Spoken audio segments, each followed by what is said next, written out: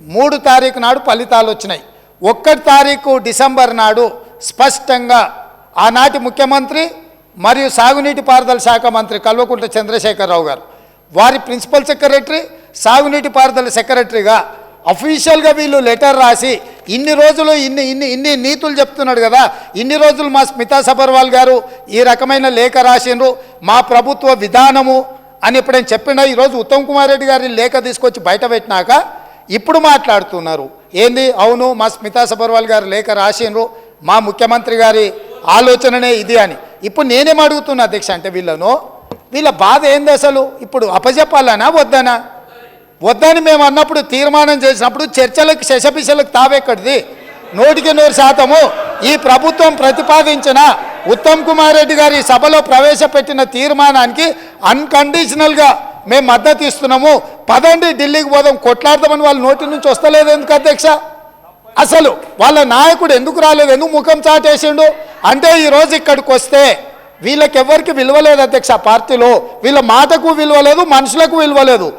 Party యజమాని ప్రతిపక్ష నాయకుడు వారు వచ్చి మాట్లాడాలి ఇక్కడ.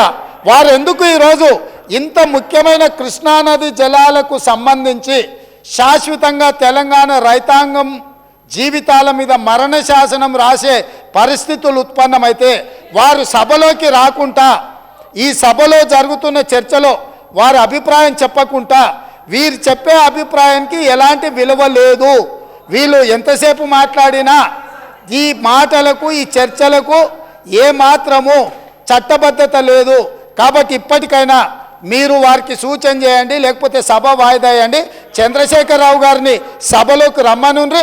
చంద్రశేఖరరావు గారు వచ్చినాక, ఎందుకంటే ఈ 10 సంవత్సరాలు జరిగిన పాపాలకు వారు కారణము.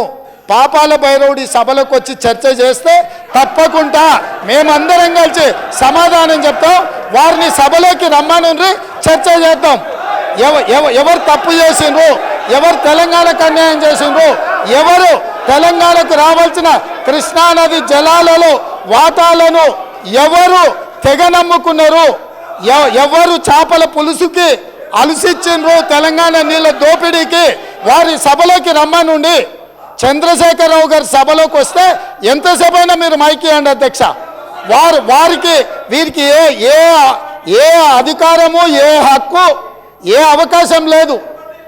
కాబట్టి చంద్రశేఖరరావు గారు ఈ సభలోకి వచ్చి వారు మాట్లాడితే ఇవ్వండి. ఇక వారు మాట్లాడడానికి ఏమీ లేదు, వారు చెప్తే వినడానికి కూడా ఏమీ లేదు అధ్యక్ష.